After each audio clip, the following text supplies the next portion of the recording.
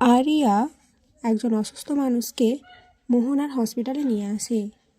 Area বারবার চলে যেতে লাগলে মোহনা বলে তোমাকে এখানে থাকতে হবে, কারণ ওনার বাড়ির লোক যতক্ষণ না পর্যন্ত আসে ততক্ষণ পর্যন্ত তুমি ওর গার্ডিয়ান, তাই তোমাকে এখানে থাকতে হবে।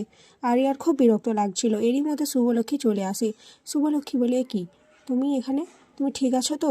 আরিয়া বলে, আমার আবার কি হবে। এরই মধ্যে মোহনা চলে এলে মোহনা শুভলক্ষ্মীকে বলে আরিয়ার কিছু হয়নি, হয়েছে অন্য একজনের, আর আরিয়া তাকে নিয়ে এসেছে। কিন্তু আরিয়াকে শুভলক্ষ্মী কিভাবে চেনে? তখনই কমলি কিছু একটা বলতে যাচ্ছিল।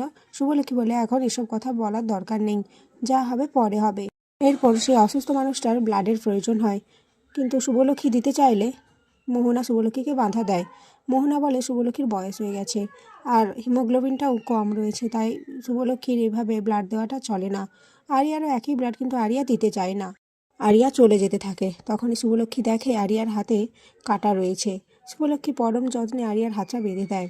আরিয়া মনে মনে একটা টান অনুভব করে, কিন্তু মুখে প্রকাশ করে না। অপরদিকে আকাশ আরিয়ার ছবিটা হাতে নিয়ে বলে, তুই আমাদের ভুলে গেছিস হয়তো মোহনা, কিন্তু তোর দাদা তোকে ভোলেনি। তোর দাদা ওই সেনগুপ্তদের বাড়ি শেষ করে দেবে। শুভলক্ষ্মীর মেয়ে শ্রী, না আকাশের মেয়ে আরিয়া, ওকেই তো আমি অস্ত্র বানিয়েছি ওই বাড়িকে শেষ করে দেওয়ার জন্য, বলে আকাশ হাসতে থাকে। এরপর দেখা যায় আরিয়া তার বন্ধুদের সাথে দেখা করে। আরিয়ার বন্ধুরা বলে, কী রে, কী অবস্থা ওইদিকে? আরিয়া বলে, আচ্ছা শোন না, তোরা একটু ও নেগেটিভ ব্লাড অ্যারেঞ্জ করে রাখতো, যদি লাগে ওই লোকটার। আমাকে দিতে বলছিল, কিন্তু আমার তো ডেঙ্গু হয়েছিল না, তাই আমি দিইনি। কিন্তু আমি ওই মহিলাকে বুঝতে দেইনি, আমি ওনার মুখের উপর বলে দিয়েছি আমি দেবো না। ঠিক আছে চল, এখন আমরা চিল করি। আরিয়ার বন্ধুরা বলে, অনেকদিন আমরা শপিং টপিং কিছু করি না, তাছাড়া আরিয়ার ড্রেসটাও নোংরা হয়ে গেছে। আরিয়াও রাজি হয়ে যায় শপিং করার জন্য। অপরদিকে আদি, সুমিত আর ঋদ্ধি বাড়ি ফিরছিল।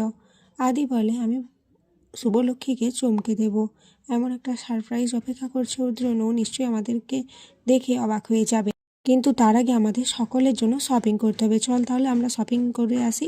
এরপর তারাও শপিং মলে যায়। আগামী পর্বে দেখা যাবে আদির সাথে আরিয়ার ধাক্কা লাগে, আর শুভলক্ষ্মী ঠাকুরের কাছে প্রার্থনা করতে থাকে। তখনই ঠাকুরের ঘণ্টা বাজে ওঠে। শুভলক্ষ্মী বলে, তাহলে এটা কিসের ইঙ্গিত দিচ্ছ আমায় ভগবান?